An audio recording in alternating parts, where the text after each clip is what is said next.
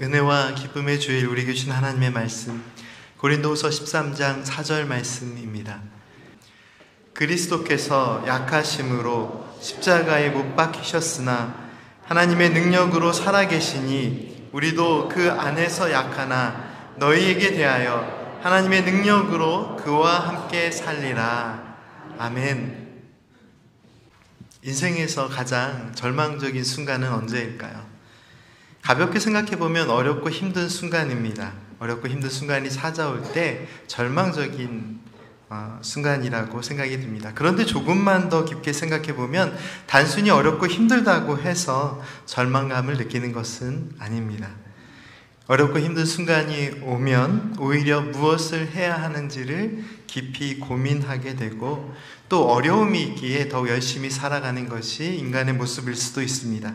한 개인뿐만 아니라 공동체의 모습도 그렇습니다. 어려움 속에서 하나 되고 더욱 열심히 살아가는 가정 또 공동체의 모습을 발견할 수 있습니다.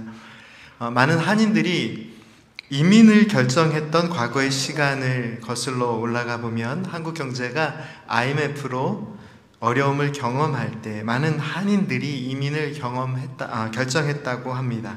그 어려움의 시기에 많은 한국 사람들은 아기 돌반지까지도 모아서 어려움을 함께 이겨냈습니다. 그리고 그 어려움의 시기에 외국에 나가서 어려움을 이겨내려는 노력도 실천했습니다. 단지 어렵다고 해서 힘들다고 해서 절망감이 찾아오는 것은 아닙니다. 그럼 언제 인간은 절망할까요? 어려움의 상황에서 내가 아무것도 아닌 것처럼 느껴질 때, 그리고 어려움의 상황에서 내가 할 수 있는 것이 아무것도 없다라고 느낄 때 인간은 절망할 수 있습니다. 학창 시절을 돌이켜 보아도 재미있는 것은 참 어려움의 시간의 연속입니다. 대표적인 것은 시험입니다. 그런데 시험이 있는 것 자체가 절망은 아닙니다. 물론 힘든 시간이죠. 그런데 시험이 있다고 절망하는 것은 아니죠. 그럼 언제 절망할까요? 열심히 시험을 보는데 도무지 답을 알 수 없을 때, 시험을 망칠 때 학생들은 절망합니다. 성도님들의 표정이 너무 경직되어 계셔서 제가 쓸데없는 소리를 한번 하겠습니다. 어떤 초등학생이 시험을 보다가 사자성어, 힘든 일이 겹쳐서 다가온다는 사자성어의 뜻이 무엇일까요? 하면서 설, 네모, 가, 네모 이렇게 쓰여 있었답니다. 답은 아시죠? 설상가상. 그런데 도저히 답이 떠오르지 않는 것입니다. 어려운데 더 어려워졌다. 어떻게 썼을까요? 설사가 또 이렇게 썼답니다. 예배 드림이 힘드십니까? 예배가 절망이십니까? 말씀드렸지만 어렵고 힘들다고 해서 절망이 찾아오는 것은 아닙니다. 그 어려움 속에서 아무것도 할 수 없다, 또 내가 아무것도 아니다라고 느낄 때인데요. 사실 예배 자리는 우리의 절망 속에서 하나님의 사랑을 보는 자리니까 기쁨과 평안이 넘쳐야 하는 시간입니다. 인간에게 있어서 절망은 언제나 다가올 수 있습니다. 내가 아무것도 아니라는 생각도 쉽게 찾아올 수 있습니다. 정말 내가 무능한 존재이구나 라고 순간순간 느낄 수 있습니다. 내 약함이 드러날 때, 나의 능력의 한계가 드러날 때 인간은 절망합니다. 그런데요, 오늘 본문 말씀인 고린도후서 13장 4절 말씀은 우리 주님께서 우리를 구원하시기 위해 무능함을, 약함을 선택하셨다라고 기록하고 있습니다. 주님의 십자가는 우리의 삶의 모든 것을 바꾸어 주신 하나님의 능력입니다. 죄와 사망의 길로부터 우리를 건져 주시는 하나님의 능력입니다. 그런데 말씀은 예수님께서 약하셨기 때문에 십자가를 지셨다라고 설명하고 있습니다. 이 말씀을 조금 더 깊이 살펴볼까요? 복음서는 예수님께서 행하신 놀라운 일에 대하여 상세하게 기록하고 있습니다. 주님의 능력을 선포하고 있는 것입니다. 수없이 많은 환자들과 삶의 문제를 가진 사람들이 예수님께 나왔습니다. 삶을 억누르던 문제들을 예수님께 가지고 나왔을 때 그들의 삶의 문제들은 해결되었습니다. 도저히 고칠 수 없는 병들이 기적처럼 고침을 받았습니다. 그 어느 것 하나 쉬운 문제가 없었으나 주님께 나와왔을 때 능력의 주님께서 그 모든 약함의 자리에서 그들을 건져주셨습니다. 그런데 그런 주님께서, 그 능력의 주님께서 약해지신 약함의 자리를 복음서 말씀은 또한 기록하고 있습니다. 언제일까요? 첫째로 주님께서 성육신하셔서 베들레헴 마구간 말구유에 오신 그 은혜의 장면에서 예수님께서는 가장 약한 인간의 모습으로 누워 계셨습니다. 바로 아기의 모습으로 누워 계셨습니다. 둘째로 성경 말씀은 십자가라는 예수님의 약함의 자리를 보여줍니다. 십자가를 지시고 골고다 언덕을 오르시는 주님의 모습도 십자가에 달려 죽음의 길로 향하셨던 예수님의 모습도 말 그대로 가장 힘없고 능력 없는 한 인간의 모습 그대로였습니다. 우리 주님께서는 죄인을 용서하시고 구원하시는 전능하신 하나님의 능력과 사랑을 보여주시기 위해 아무런 힘도 능력도 없는 약함과 무기력함, 무능력이라는 인간의 절망을 선택하셨습니다. 하나님께서 우리를 구원하시기 위해 먼저 선택하신 것은 예수님께서 무능함의 자리, 연약함의 자리에 오신 것입니다. 왜 우리 주님께서는 우리를 구원하시기 위해 자신을 비우시고 약해지심을 선택하셨을까요? emptiness, 비움, 자기 비움. 영어 사전에 정말 하찮은 단어가 하나 있죠. nothing, 아무것도 아니라는 것입니다. 그런데 우리의 삶에 있어서는 nothing, 가진 것도 없고 할 수 있는 것도 없고 얼마나 절망적인 상황입니까? 그런데 우리 주님께서 우리를 구원하시기 위해서 말 그대로 아무것도 아닌 존재가 되셨습니다. 오늘 본문 말씀 단 한 절의 말씀인데요, 이 말씀을 다시 한번 함께 읽겠습니다. 그리스도께서 약하심으로 십자가에 못 박히셨으나 하나님의 능력으로 살아계시니 우리도 그 안에서 약하나 너희에게 대하여 하나님의 능력으로 그와 함께 살리라. 아멘. 오늘 말씀에 기록된 약하심이라는 이 표현은 신약성경에서만 대략 80번 정도 그 이상 기록된 표현인데요, 약함이라는 의미의 이 말씀은 언제 사용되었을까요? 몸의 질병과 관련되어 가장 많이 사용되었습니다. 인간이 감당하기 어려운 몸의 질병이 찾아오면 약해집니다. 그 자체를, 질병 자체를 약함이라고 표현하기도 했고, 질병으로 인하여 약해진 상태, 쇠약함의 상태를 표현하기도 했습니다. 인간의 무능함을 표현할 때도 사용되었습니다. 인간이 단순히 능력이 없다라는 의미에서의 무능함에도 이런 단어가 사용되기도 했지만, 보다 정확하게는 인간이 넘을 수 없는 한계, 어떤 한계에 딱 부딪혔을 때 절망하는 그 순간, 그 인간의 마음과 상황을 성경 말씀은 약함으로 표현했습니다. 성경 말씀은 빈곤함, 궁핍함, 곤고함과 같은 인간의 정신적인, 물질적인, 또 이 생활 속에서의 어려움들을 표현할 때 이 약함이라는 표현을 사용했습니다. 그리고 중요한 것이 있습니다. 우리의 믿음이 연약함에 대해서도 약함이라는 단어가 사용됩니다. 종합해보면 인간의 영적인, 또 정신적인, 육체적인 약함 속에서 인간은 약함을 경험할 수밖에 없습니다. 심지어 믿음의 삶 속에서도 믿음의 약함을 경험하는 것이 인간의 모습입니다. 성경 말씀이 이 질병이라는 약함을 통해서, 정신적인 약함을 통해서, 영적인 약함을 통해서 보여주고자 하는 것이 무엇일까요? 이 세상에는 참 많은 질병이 있다, 이 세상에는 참 많은 어려움이 있다 라는 것을 강조하기 위해 이 약함을 기록하고 있을까요? 세상에 얼마나 많은 힘들고 지치고 어렵고 괴로운 일이 있는지는 성경 말씀을 굳이 열어보지 않아도 너무나도 많이 있기에 잘 알고 있습니다. 삶 속에 약함이 너무나도 많고 어려움이 많습니다. 그렇다면 왜 성경 말씀에서 이렇게 많은 약함을 기록하고 있을까요? 많은 약함이 있다라는 것이 중요한 것이 아니라 그 약함이 왜 우리에게 필요한지, 또 그 약함 속에서 어떠한 일이 일어나는지를 성경 말씀은 보여주고 있는데요, 이것이 바로 오늘 말씀의 핵심입니다. 성경 말씀에 기록된 모든 약함의 자리는 예수님께서 찾아오신 은혜의 자리입니다. 예수님의 사랑과 구원이 필요한 자리입니다. 인간의 삶의 가장 약한 자리, 아무것도 할 수 없는 죄인이 감당해야 할 십자가, 그 십자가에서 예수님께서 무엇을 하셨죠? 정말 아무것도 하지 않으셨습니다. 그냥 십자가를 받아들이셨습니다. 그냥 십자가 위에서 죽으셨습니다. 사실은 이 모습이 죄인된 인간이 감당해야 할 아픔의 자리입니다. 약함의 자리입니다. 정말 아무것도 할 수 없는 그 약함의 자리. 그런데 그 자리에 누가 계셨다고요? 성경 말씀이 기록하고 있는 그 약함의 자리, 그 십자가에 우리 주님께서 달리셨습니다.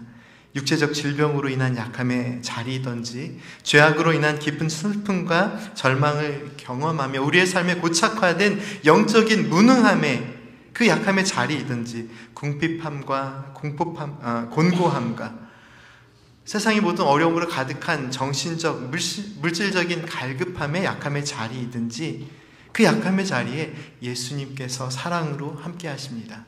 우리의 약함의 자리가 어떤 자리라고요? 주님께서 함께 하시는 은혜의 자리입니다. 왜 주님께서 십자가를 지셨습니까?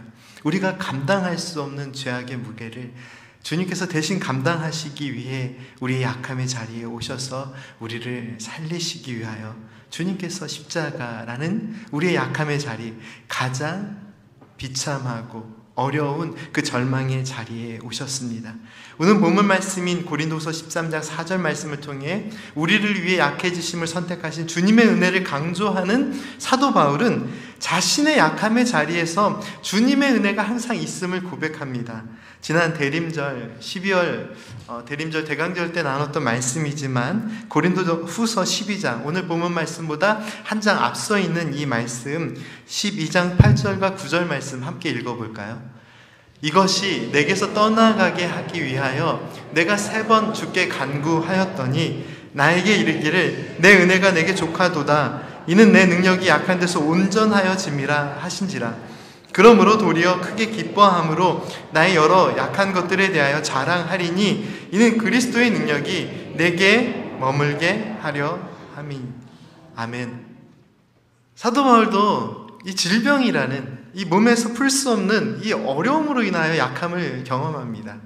그러나 내 약함이 문제가 되지 않았던 것은 그 약함으로 인하여 하나님의 은혜를 경험함을 사도 바울은 고백합니다.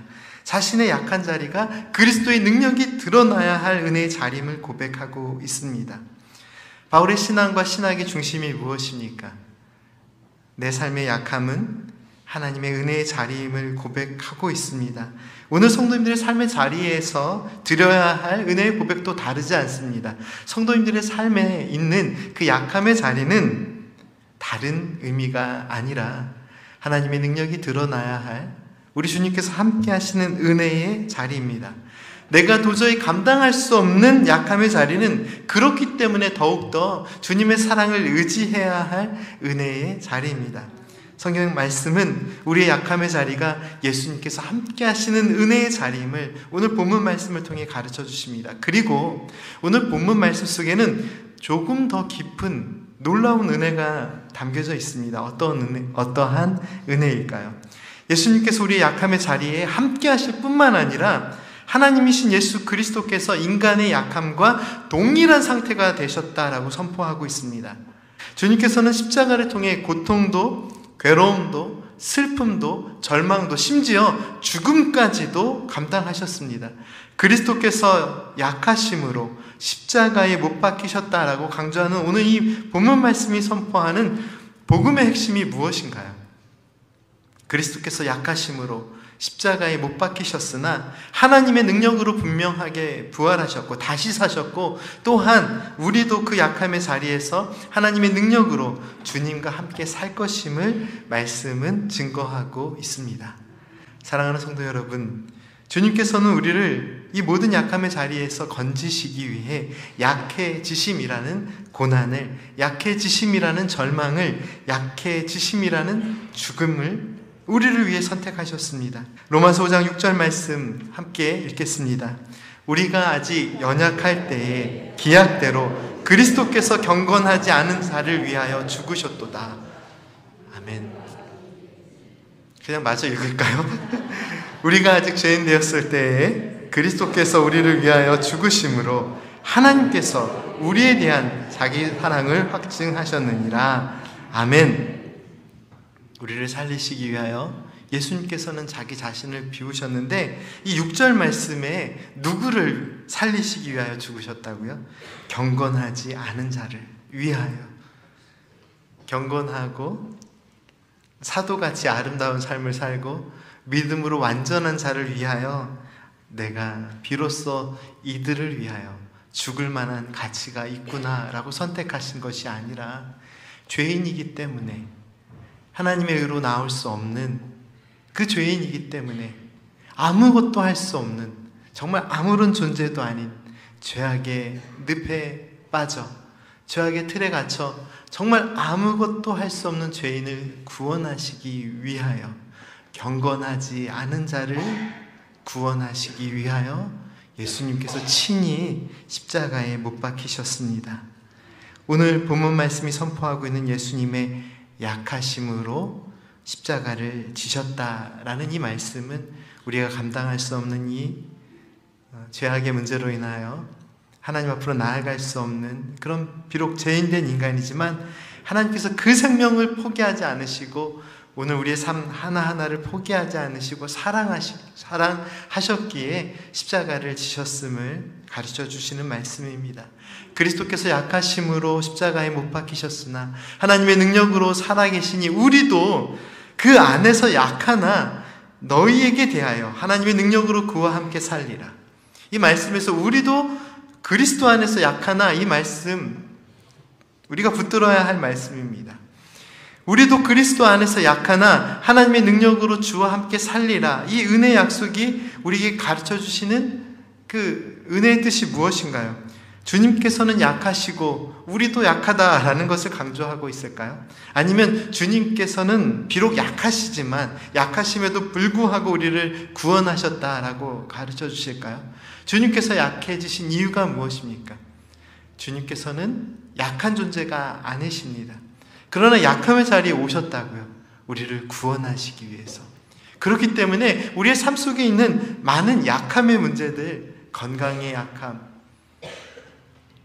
또 삶의 여러 가지 어려움들로 인한 근심과 걱정과 불안함이라는 약함들, 우리의 삶을 억누르는 절망의 문제들, 그 약함의 문제들 속에서 주님께서 함께 하시고 그 약함의 자리에서 우리를 건져주셨기 때문에 우리에게 요구하시는 믿음의 삶이 있습니다. 그 믿음의 삶이 무엇입니까? 예수 그리스도 안에서 약해지기를 하나님께서는 원하시고 계십니다. 믿음의 삶이 다른 것이 아니죠. 우리가 강해지는 것, 경건해져서 완전해지는 것, 그렇기 때문에 구원받을 만한 자격을 얻는 것에 우리의 구원의 과정이 있는 것이 아니라 우리는 여전히 약하나 그 약함 속에서도 어디 안에 있어야 된다고요? 그리스도 예수 안에서 약하나 주님께서 우리를 살리시기 때문에 우리는 다시 주님의 은혜로 하나님의 자녀된 은혜의 삶을 살 수 있음은 말씀을 선포하고 있습니다. 그런데요, 한 가지 고민이 있습니다. 우리를 계속 끊임없이 아무것도 아니라고 만드는, 그렇게 이야기하는 대상이 누구입니까? 사실은 이 의미 가운데 두 가지 다른 방향이 있습니다. 죄는 우리를 하나님의 은혜로부터 멀리 이끌어서 하나님의 사랑으로부터 분리된 절망의 자리에 우리를 가두어 둡니다. 죄에 갇힌 자들이 하는 이야기가 무엇일까요? 나는 아무것도 아니다. 물론 때때로 교만해서 그런 생각 자체를 못할 때가 있기는 합니다. 그러나 죄악은 언제나 죽음의 사망의 길로 우리를 이끌기 때문에 죄의 깊은 자리에 들어가면 순간순간 모든 것을 가지고 있고 행복한 것 같으나 삶의 의미를 잊어버리고 자꾸 무너짐을 경험하게 되죠. 그런데 그 무너짐의 깊은 자리, 죄의 깊은 자리는 언제나 너는 아무것도 아니다라는 것을, 할 수 있는 것이 없다라는 것을, 죄악의 틀에 갇혀 정말 인간은 할 수 있는 것이 아무것도 없는 그런 존재가 되어버립니다. 그런데 복음도 우리에게 그렇게 선포합니다. 하나님 앞에서 우리는 정말 아무것도 아니다라고 선포하는 복음의 메시지가 있습니다. 종교개혁자들이 이 말씀을 기준으로 복음을 선포할 때 제일 강조했던 것이 무엇이죠? 하나님의 전적인 은혜, 하나님의 모든 은혜를 강조하면서 인간은 전적으로 타락했고 인간은 무능함을 강조합니다. 그런데 무엇에 대한 무능함입니까? 스스로 구원의 길을 열 수 없다라는 것에 대한 무능함입니다. 그냥 막연히 부정적이고 불편한 이야기들을 쏟아놓는 것이 아니라 인간에 대한 무능함은 하나님의 은혜 없이는 살 수 없는 무능을 말씀은 가르쳐 주시죠. 죄악도 우리의 삶 가운데 들어오면 우리를 무능한 자로 만듭니다. 그런데 복음도 우리의 삶 가운데 들어오면 우리를 무능한 자로 깨닫게 하십니다. 그러나 두 가지가 전혀 다른 이야기죠. 죄악의 틀에 갇혀서 하나님의 사랑도 소용없는 자가 되는 것. 그러나 내가 복음 안에서 내가 무능함, 나의 연약함을 깨닫게 되지만 그러나 이러한 나를 사랑하시는 하나님의 은혜, 하나님의 사랑 없이는 살 수 없는 존재를 깨닫게 하는 복음, 전혀 다른 이야기입니다. 오늘 우리의 삶 가운데서 우리가 절망의 순간을 만나게 된다면 그 절망의 내용이 무엇인지를 한번 살펴보십시오. 정말 나는 아무것도 아니구나. 내가 할 수 있는 일이 아무것도 없구나. 내 사업이 실패했는데 내가 무엇을 할 수 있는가? 내 자녀가 이런 어려움 가운데서 나의 마음을 힘들게 하고 있는데 정말 내가 정말 잘못 살았구나. 내 삶을 끊임없이 부정하게 만드는 그런 삶의 어려움들, 그 절망의 자리들 속에서 내가 할 수 있는 일이 없다고 느껴지는 순간, 정말 나는 아무것도 아니라고 느껴지는 그 순간에 죄악이 들려주는 절망의 이야기인지 아니면 그 절망 속에 있는 나를 향하여 그 약함의 자리에 찾아오셔서 나의 삶을 붙드시고 십자가의 사랑으로 사랑하시고 비록 이 절망의 자리에서 내가 할 수 있는 일이 아무것도 없으나 내 약함의 자리에서 나를 이끄시고 새롭게 하시고 사랑하시기 위하여 생명까지 내어주신 우리 예수님의 사랑의 마음, 그 마음으로 나는 그리스도 안에서 약하나 하나님의 능력으로 살리라. 우리의 삶 가운데 어려움이 무조건 절망이 되는 것은 아니라고 말씀드렸습니다. 복음의 관점에서 우리의 모든 절망이 절망 그 자체를 의미하지는 않습니다. 하나님의 말씀, 복음이 가르쳐 주시는 우리의 삶의 절망은 언제나 하나님의 은혜가 필요한 자리입니다. 하나님의 말씀은 주님께서 우리와 같은 약한 존재가 되신 이유는 인간의 약함이 온전히 드러나는 십자가를 통해 우리를 살리시기 위함임을 가르쳐 주십니다. 예수님께서 십자가에서 정말 아무 능력도 없이 정말 아무것도 아닌 존재로 죽어가실 때 환호했던 사람들은 누구일까요? 예수님의 하나님의 아들 되심을 부인하고 하나님 되심을 부인했던 종교 지도자들입니다. 그들은 예수님을 십자가에 못 박혀 돌아가시게 하면서 안심하고 있었을 것입니다. 아, 정말 저 사람은 아무것도 아니구나. 그리고 그 십자가 주변에서 많은 사람들은 어떻게 생각했을까요? 참으로 그렇구나. 정말 아무것도 할 수 없는 사람이구나 라고 생각했을 것입니다. 자신의 무능함의 자리, 자신의 약함의 자리에 예수님께서 대신 달려 그 죽음에서 우리를 사망에서 생명으로 건져주시는 은혜를 바라보지 못하고 우리의 삶에 능력이 있는지 없는지에 집중하는 인간의 마음은 십자가에 달리신 예수님을 바라보면서도 참으로 예수라는 사람은 아무런 능력이 없는 사람이구나 라고 생각하고 있었을 것입니다. 그런데 그 약함의 자리에서 우리 주님은 우리를 살려주셨습니다.